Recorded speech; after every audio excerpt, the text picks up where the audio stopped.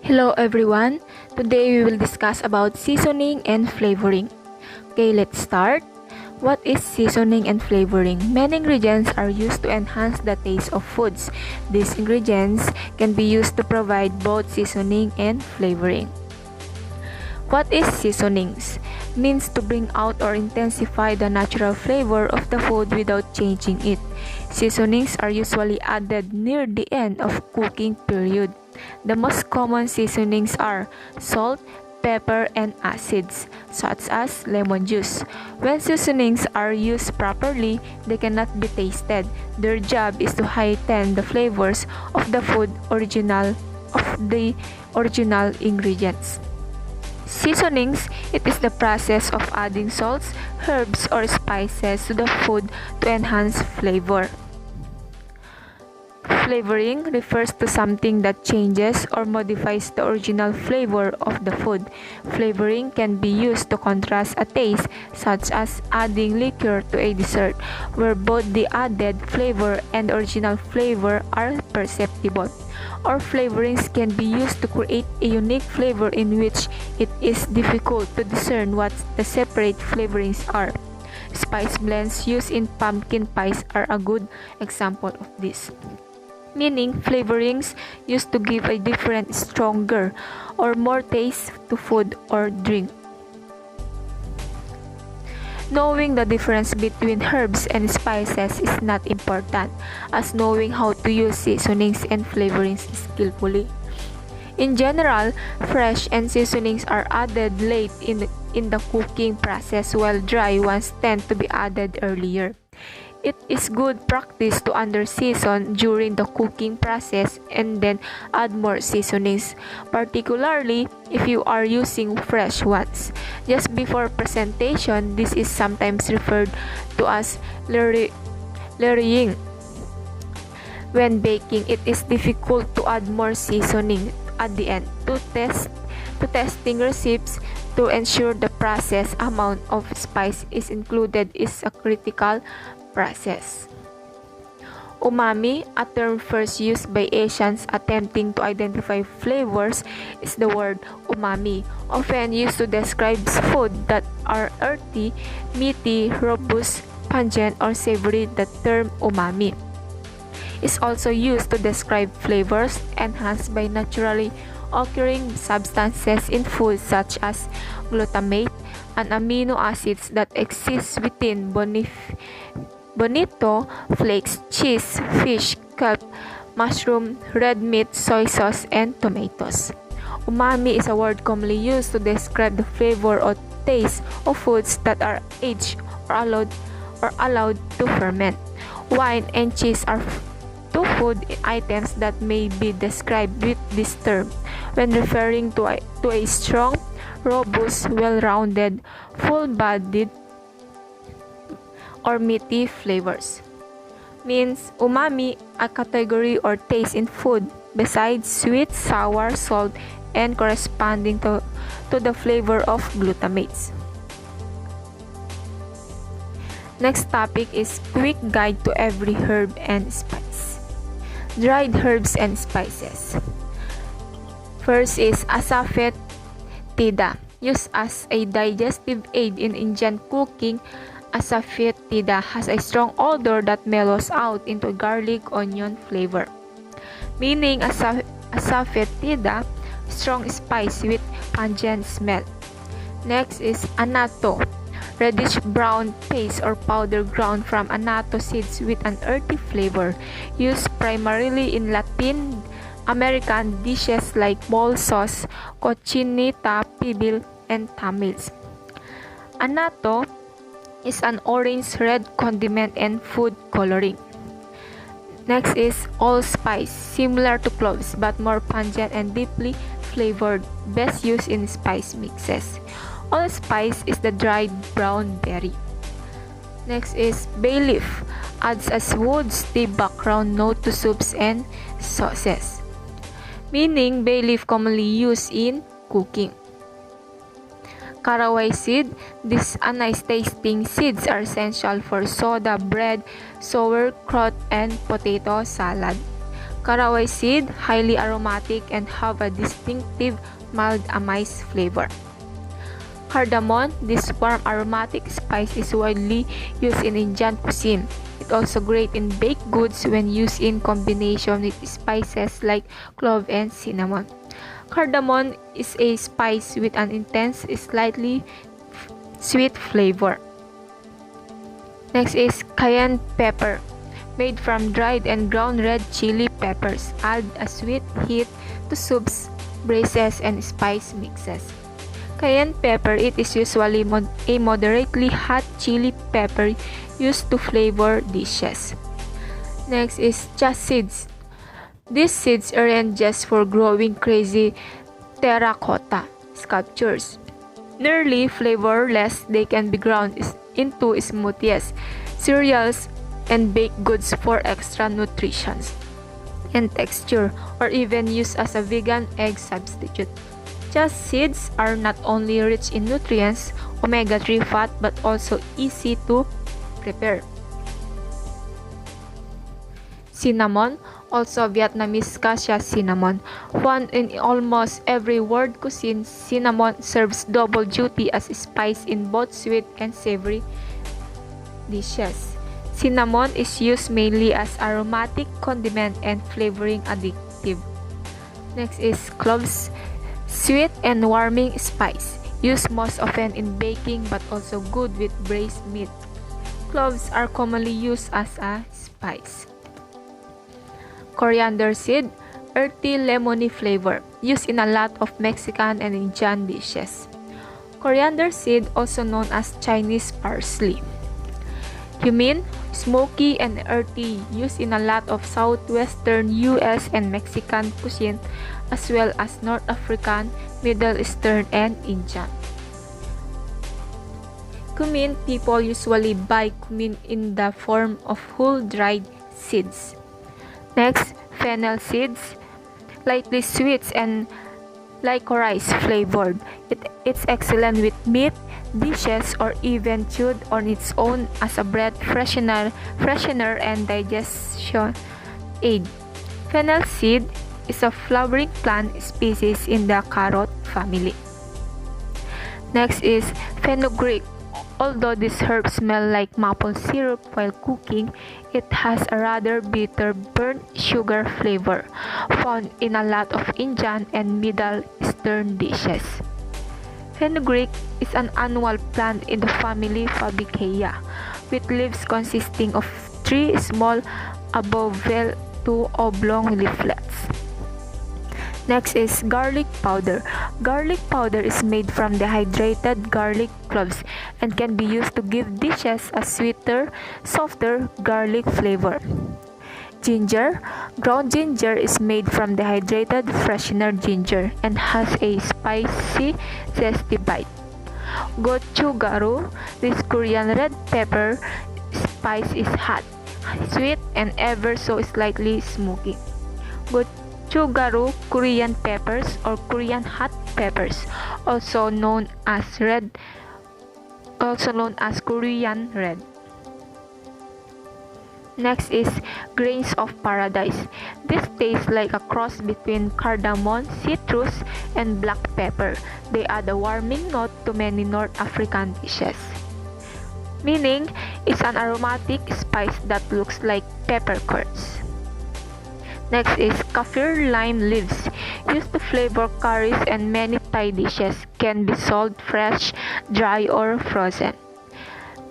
Kaffir lime leaves, its fruit and leaves are used in Southeast Asian cuisine and its essential oil is used in perfumery. Leemaiy, also called black lime, this is ground from dried limes, adds a sour kick to many Middle Eastern dishes. Leemaiy is a lime that has lost its water content, usually after having spent a majority of its drying time in the sun. Next is mace, from the same plant as nutmeg, but taste more subtle and delicate. Great in savory dishes, especially stews and homemade sausage. Mace, it adds a mild nutmeg flavor to soups and sauces. Malab, grown from sour cherry pits. This spice has a nutty and somewhat sour flavor. It's used in a lot of sweets, bread throughout the Middle East. Malab, aromatic spice made from the seeds or a species of cherry Prunus mahaleb. Next, nutmeg, sweet and pungent. Great in baked goods but also adds a warm note to savory dishes. Nutmeg is the seed or ground spice. Next is nutritional yeast, very different from bread yeast. This can be sprinkled into sauces, pastas, and other dishes to add nutty, cheesy, savory flavor. Meaning it's the same strain of yeast bakers used to leaven bread, except it's been pasteurized to dry. Oregano, robust, somewhat lemony flavor, used in a lot of Mexican and Mediterranean dishes. Oregano, an aromatic plant related to marjoram with leaves that are used fresh dried. Next is paprika. Adds a sweet note and a red color, used in stews and spice blend. There is also a spicy version labeled hot paprika. Paprika is a ground spice made from dried red fruits. Peppercorns come in a variety of colors, black, white, pink, and green being the most popular. These are pungent and pack a mild heat. Peppercorns, usually dried and used as a spice and seasoning. Rosemary is strong and piney, great with eggs, beans, and potatoes as well as grilled meat. Rosemary is a fragrant evergreen herb native. Next is sage, pine-like flavor with lemonier and eucalyptus notes than rosemary. Found in a lot of northern Italian cooking. Smoked paprika adds sweet smokiness to dishes as well as a red color.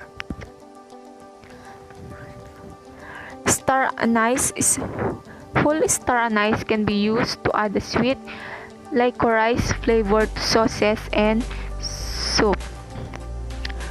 Sumac, zingi, and lemony. Sumac is a Middle Eastern spice that great in marinades and spice rubs. Turmeric, sometimes used more for its yellow color than its flavor. Turmeric has a mild woodsy flavor, can be used in place of saffron in a pinch or for those of us a budget.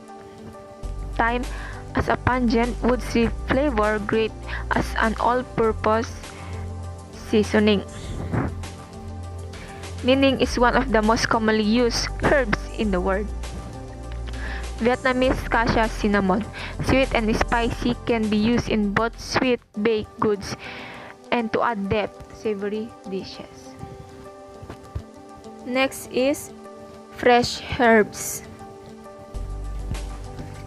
Basil, also Thai basil, highly aromatic with a robust licorice flavor, excellent in pestos as a finishing touch on pasta dishes or stuffed into sandwich. Basil, also called sweet basil, annual herb of the mint family. Next, chervil, delicate and nice flavor, great raw in salads or as a finishing garnish. Commonly used to season mild flavor dishes. Chives, delicate onion flavor, great as a garnish. Are herb that related to onion and garlic. Cilantro, from the coriander plant, cilantro leaves and stems have a pungent herbaceous flavor, used in Caribbean, Latin American, and Asian cooking. All parts of the plant are edible, but the fresh leaves are dry and dried seeds part most of traditional cooking. Curry leaves, these pungent leaves are not related to curry powder, but in part a similar flavor. Used in Indian, Malaysian, Sri Lankan, Singaporean, and Pakistani cuisine. Used to flavor curries, soups, stews, and chutneys. Curry leaves are used to many dishes in the Indian subcontinent. Dill, light and feathery herb with pungent herb flavor. Use it for pickling with fish and over potatoes. Commonly used in soups, salads, pickles. Fenugreek, although this herb smells like maple syrup while cooking, it has a rather bitter, burnt sugar flavor found in a lot of Indian and Middle Eastern dishes. It's an herb that is similar to clover. Lemon thyme, also thyme, sweet lemon aroma and a fresh lemony herb flavor. This is excellent with poultry and in vinaigrettes. Lemon thyme is a small shrub-like herb with tiny leaves. Next is lovage. Tastes like a cross between celery and parsley. Great with seafoods to flavor stock and soups. Lovage leaves being used in herb that the roots as a vegetable and seeds as spice. Marjoram, flora and woodsy. Try it in sauces, vinaigrettes, and marinades. Marjoram, cord-sensitive perennial herbs or an undershrub with sweet spine and citrus flavor. Mint, surprisingly versatile for such an intensely flavored herb. Try it paired with lamb, peas, potatoes, and of course white chocolate with chocolate. Or tender herb and gentle stems. Oregano, robust, somewhat lemony flavor used in a lot of Mexican and Mediterranean dishes. It is a flowering plant in the mint family. Parsley, available in flat leaf, Italian or curly varieties. This very popular herb is light and grassy in flavor. Next is pink pepper, small and sweet. These berries are fantastic when marinated with olives or simply sprinkled or on shot bread. Pink pepper have a delicate, fragrant, sweet, and spicy flavor. Next topic is spice blends, rubs, and mixes. Baharat, black pepper, cumin, cinnamon, and cloves, used to flavor soups, tomato sauces, lentils, rice, pilafs, and couscous, and can be rubbed for meats in Middle Eastern, meaning the mixture of finely ground spices is often used to season love, fish, chicken, beef. Bebere, hot peppers, black pepper, fenugreek, ginger, cardamom, coriander, cinnamon, and clove. Other ingredients may include ajwain, cumin, allspice, nutmeg, paprika, onion, or garlic, used to flavor slow-cooked stews in Africa. Bebere is a spice mixture whose condiment elements include chili, pepper. Bouquet garni, thyme, parsley, and bay leaf used to flavor broths and soups. Classic friends.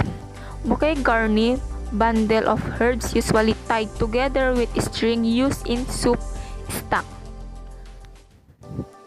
Chili powder, ground chili, cumin, oregano, cayenne, and lots of optional extras to make this seasoning uniquely yours. Used for chili, stews, beans, grilled meat, and tacos in Mexican or southwestern U.S. Next is Chinese 5-spice powder. Star anise, Szechuan, peppercorns, fennel, cassia, and clove. Add sweetness and depth to savory dishes, especially beef, duck, and pork in Chinese. Chinese 5-spice powder is a spice mixture of 5 or more spices used predominantly in almost all branches of Chinese cuisine. Curry powder typically includes turmeric, coriander, cumin, fenugreek, and red pepper, but mixes can be varied. Used primarily to quickly flavor curry sauces in India. Next is rosemary, strong and piney. Great with eggs, bean, and potato sauce, as well as grilled meats. Sage, pine-like flavor with lemonade and eucalyptus notes than rosemary, found in a lot of northern Italian cooking. Summer savory, pepper green flavor similar to thyme, mostly used in roasted meat dishes and stuffing but also goes well with beans. Summer savory, it is used more often than winter savory. It has a slightly more bitter flavor. Shiso, a member of the mint family, this herb is used extensively in Japanese, Korean, and Southeast Asian cooking as a wrap for steaming fish and vegetable, in soups as a general seasoning. Shiso is a bit spicy in flavor with hint of cinnamon. Tarragon is strong anise flavor. Can be eaten raw in salads or used to flavor tomato dishes, chicken, seafood, or eggs. Tarragon is a leafy herb widely used in French cuisine. Thai basil, also basil, is a spicy, easier cuisine to sweet Italian basil, a must-have for Thai stir-fries, Vietnamese pho, spring rolls, and other South Asian dishes. Thai basil is a cultivated Asian variety of sweet basil known for its spicier flavor. Baharat, thyme, also lemon thyme, adds a pungent woodsy flavor great as an all-purpose seasoning. Baharat, black pepper, cumin, cinnamon, and cloves used to flavor soups, tomato sauce, lentils, rice, pilafs, and couscous. Can be a rub for meats in Middle Eastern. Bebere, hot peppers, black pepper, fenugreek, ginger, cardamom, coriander, cinnamon, and cloves. Other ingredients may include ajwain, cumin, allspice, nutmeg, paprika, onion, or garlic, used to flavor slow-cooked stews in African. Bouquet garni, thyme, parsley, and bay leaf used to flavor broths and soups in classic French. Chili powder, ground chilies, cumin, oregano, cayenne, and lots of optional extras to make this seasoning uniquely yours. Used for chili, stew, beans, grilled meat, and tacos in Mexican or southwestern U.S. Chinese 5-spice powder, star anise, Szechuan peppercorns, fennel, cassia, and cloves. Add sweetness and depth to savory dishes, especially beef, duck, and pork in Chinese. Curry powder typically includes turmeric, coriander, cumin, fenugreek, and red pepper, but mixes can be varied. Used primarily to quickly flavor curry sauces in India. Next is dukkha, includes nuts, most often hazelnuts, sesame seeds, coriander, and cumin. Great spice rub for lamb, chicken, and fish in Egyptian. Dukkha mixture of herbs, nuts, and spices. Garam masala typically includes cinnamon, cardamom, cloves, cumin, coriander, nutmeg, and pepper. Sweeter than curry powder, also used to season curry sauce in Indian. Garam masala is deeper in color, sweeter in taste, and spices. Herbs de Provence, usually savory, contains rosemary, marjoram, thyme, and sometimes lavender, used as a marinade or dry rub for roast chicken, fish, and vegetable in French. Herbs de Provence is mixture of dried herbs. Next is Old Bay, celery, salt, mustard, red and black pepper, bay leaves, cloves, allspice, ginger, mace, cardamom, cinnamon, and paprika. Created in the Chesapeake Bay area of Maryland, it is traditionally used for shrimp and crab. Old Bay is a blend herbs and spices. Pickling spice most often includes bay leaf, yellow mustard seeds, black peppercorns, allspice, and coriander. Used for pickling vegetable in vinegar. Pickling spice mix of spices. Pumpkin pie spice mix. Cinnamon, nutmeg, ginger, and cloves used for seasoning pumpkin pie but also great in other spice baked goods.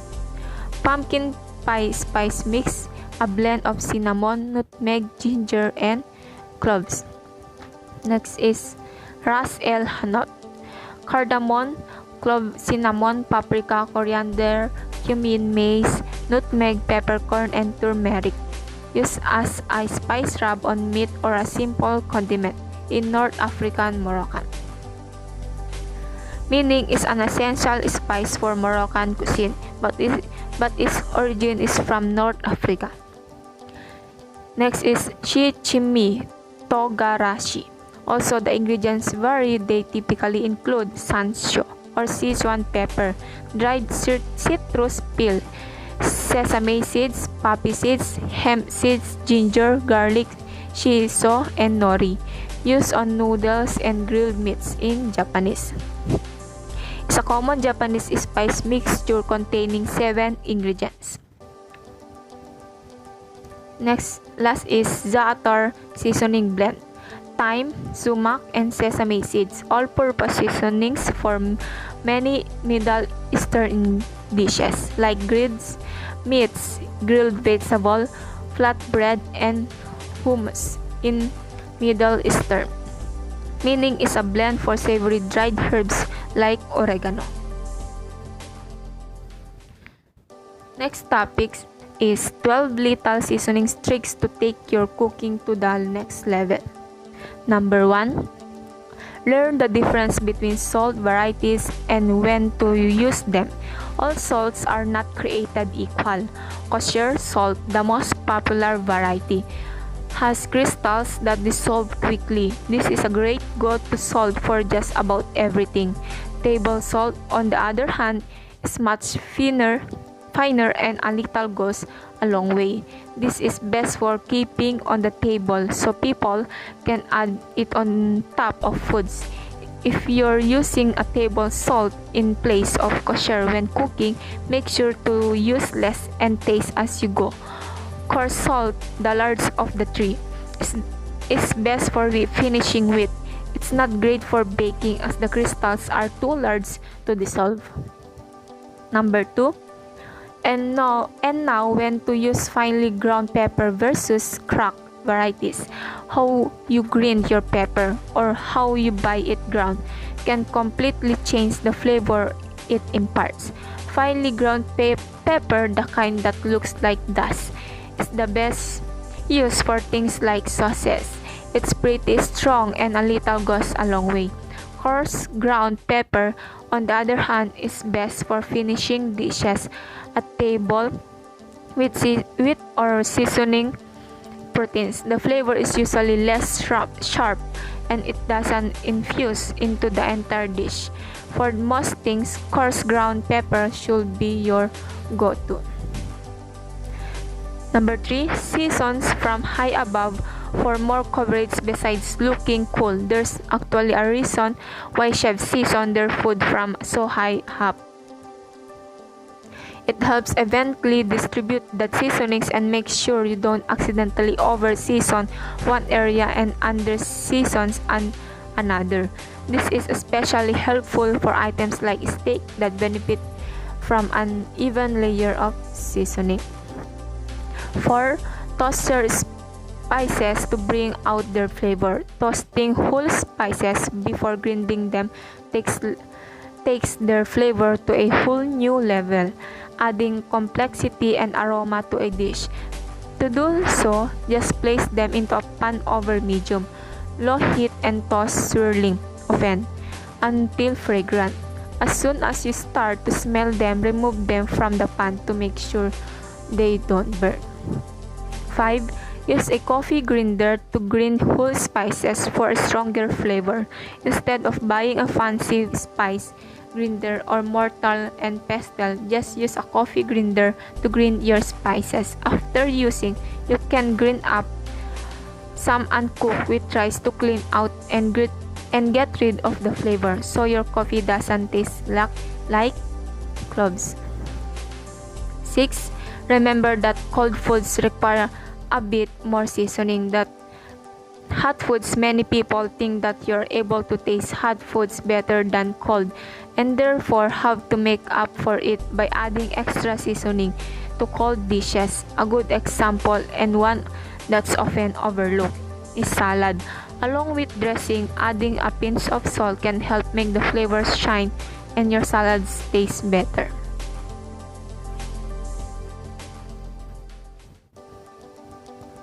7. Don't forget to season certain foods with sugar too. Making a good marinara with bad tomatoes is not easy, but if you add a pinch of sugar, the sauce will taste like it was made with perfectly ripe ones. Sugar enhances the flavors of savory foods such as roasted carrots, beef, and tomatoes, and plays an important role in balancing flavors such just like salt. It can help food come to life. 8. Remember to add dry herbs in the beginning of your cooking and fresh at the end. Dried herbs are best used during cooking, either stewed in a sauce, simmered in a stew, or braised with meat. This gives them time to infuse their flavor into a dish and come back to life. Fresh herbs, on the other hand, are usually bursting with flavor and best used without much cooking. Fresh basil, for example, is best used as is, simply tossed in pasta or thrown into a salad. 9. Don't forget to season your food with acid too. Everybody knows that salt plays a crucial role in cooking, but not everyone knows the importance of acid. Acid helps elevate flavors, and just like salt, it's an important part of balancing a dish. If your food tastes flat but you've already salted it, try adding a splash of wine, vinegar, or lemon to amp it up. 10. Pre-season your proteins ahead of time so the salt has time to penetrate and flavor the meat. There are several reasons why you should be seasoning your proteins a few hours in advance. First, it gives the salt enough time to penetrate the meat and season it in the center. The salt also breaks down some of the proteins that can make meat tough, and it actually helps the meat stay moist via reverse osmosis. 11. Swap your cayenne and red pepper flakes for a more flavorful heat sauce. Cayenne and red pepper flakes are the go-to seasoning for adding heat, but they don't add a ton of flavor. Other spices such as Aleppo pepper flakes add a pop of heat while also adding flavor. Unlike cayenne, which is straight heat, Aleppo peppers add a bit of citrusy flavor, so branch out and don't limit yourself to the basic. 12. Don't be afraid of using flavors enhancers like nutritional yeast, liquid aminos, and even MSG. Seasonings isn't just about salt and spices. Ingredients such as nutritional yeast can transform the flavor of a dish and add savory notes. Similarly, liquid aminos can add a pop of umami flavor without the sodium content of soy sauce. Even MSG, whatever your opinion on it is, can take a dish form good instantly. Food composition. Food composition data are the basis for almost everything in nutrition. Should receive more attention in agricultural to render out food supply more nutritious. Food composition are detailed sets of information on the nutritionally important components of foods and provide values, energy, and nutrients. Nutrient content in foods can vary significantly because of environment, genetic, and processing influences such as feed, soil, climate, genetic resources, varieties, cultivars, breeds, storage condition, processing, fortification, and market share.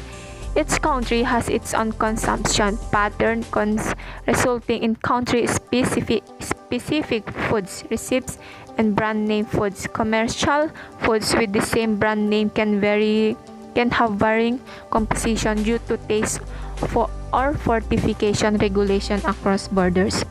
Food biodiversity highly influences the composition of foods. Nutrients values may vary up to 1,000 times among different varieties of the same food. This means that the nutrient content of food can vary as much among foods as among varieties of the same food. Therefore, each country has specific data needs as they have different composition of their food, even if some people think that foods have similar composition among countries due to globalization. Thanks for listening.